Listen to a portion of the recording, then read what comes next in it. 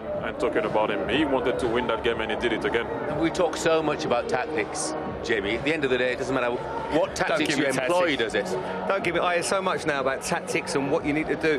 When you've got geniuses like that in your team, they make the difference. When you get the ball to that little fella and he just comes alive, that's what football's about. It was an absolute honour and a privilege to see the little fella tonight. He's a genius. He absolutely is. I've lost count of the amount of times that I say this, but what he does with a football at times is beyond belief. Keeping the ball at such close quarters. What he did to Jerome Boateng for the second goal was almost illegal. I mean, it was absolutely fantastic to see it tonight. And as I say, we talk so much about tactics and how we set teams up. Great players like that decide football matches, they really do. Yeah, I mean, it was one thing that Pep Guardiola did get right, wasn't it, Jamie? He said he was unstoppable, and he was absolutely spot on. And in actual fact, when the first goal came, Bayern had a reasonable spell during the match, hadn't they? They were controlling the game at that stage, keeping the ball. Xabi Alonso was running the game. They'd made that change and sort of got themselves back into the game. And, you know, the debate we had before the game, how would he set up? Pep Guardiola can't go another way. His teams always play possession football. And they tried to do that early on, pressing high, as he did with Barcelona. But unfortunately, he hasn't got a Messi, Ribery and Robben and those type of players, but he hasn't got those type of players in his team. And I mean, there's talk of Neymar there. I don't think it's a penalty, but I don't think it's a dive really. There was an arm on him there, but the ball comes out to the left back here, Bernat. He goes past him, but look at Dani Alves now. Read the situation. Fantastic pressing that we associate with Barcelona over the years. And the genius there smashes it in. Now, you could argue near post, but Messi hits the ball so hard for goalkeepers. It's so difficult and low.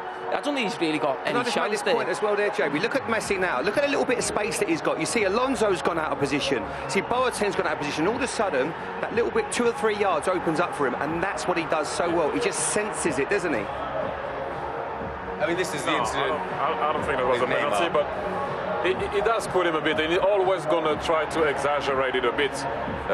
And remember, they were kind of struggling at that time. I mean, he was trying to fool the referee. But to go back to the goal, great goal from Leo again.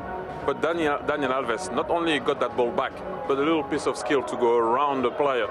And again, to see, and we're always going to give him the ball, to see that Leo was at the edge of the box, and the rest is history. We saw the first goal. I mean, it's ironic, isn't it? It was a great goal. It was only his second best goal of the night.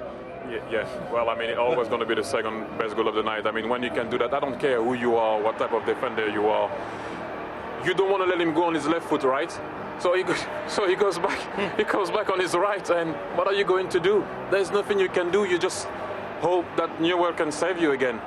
I mean, the way he falls is actually funny. But what I'm saying to you, you don't want to let him go on his left. He goes back on his right. What are you going to do? Just look at the ball, go in the net, and actually watch him celebrate. It's difficult to defend. It looks like he's like a baby in a playpen, Boateng. When he goes past him, his legs, it's almost like his laces are tied together. Look at this piece of skill, and he just falls over. I mean, what can you do? It's embarrassing for Boateng, but you can see how difficult it is. Look at the skill. Look, he chops it away from him, and the finish as well. Let's ask Cara. I mean, you're the defender. You don't want him to go back on his left, right? You don't want him to go on his left and have the goal right in front of him. I always say about players, if you actually think he's actually on the opposite side, if you know he's on the right side, but he's left-footed, that is the nightmare. Even if it's on the opposite side sometimes with Neymar, because they can go both ways. And when you've got a player like that who finishes, you know, that little dink, but you've got to stop Messi on the left foot. You see him with the first goal. It was reminiscent of the goal at Wembley against Manchester United, where he was almost centre of the goal, smashes it. Van der Sar can't get there. Same for Neuer. So even in the box, Boateng's thinking the same. I can't let him go on the left foot. It's a certain goal. But it's a certain goal if you let him go the other way as well. So what do you do? And what is actually crazy, you guys have to understand that it's virtually on the same step. He's coming back on his right foot. And now that it's not logical, because if I try to do that, obviously it's just kind of smaller. If I try to do that, you'll fall. On literally the same step. It's very difficult skill to do. So, because when professional, a lot of the time we do one-on-ones in training. I mean, I don't think you could actually do one-on-ones with him, because the defenders would lose so much confidence. It wouldn't be good for him, would it? No, I mean, I've seen him doing stuff in training, like getting. I mean, there's nothing you can do. And first of all, the position of Barnett is also suspicious. So So Jerome Boateng finding himself, like, that's the situation that you don't want to have to face. No. And I've seen him doing stuff in training. Listen, when the guy gets upset, he will ask the ball to the goalkeeper and just run past everyone.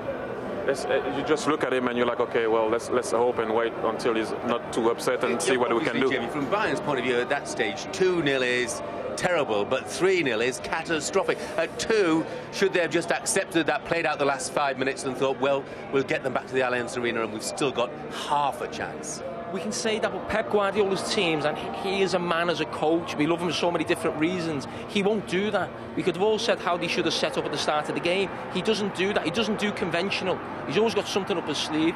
He'll be thinking, we want an away goal. We want to get that away goal. And I think they've played themselves out of the tie. I mean, I couldn't see them come back from 2, but I think this makes it almost, well, virtually 99% now that they're out. But his mentality, his team's mentality will be away goal. Look at the away goal. He doesn't do the norm. He's different. You cannot play a tie, home and away, like that when you still have 5 minutes, like 5 minutes.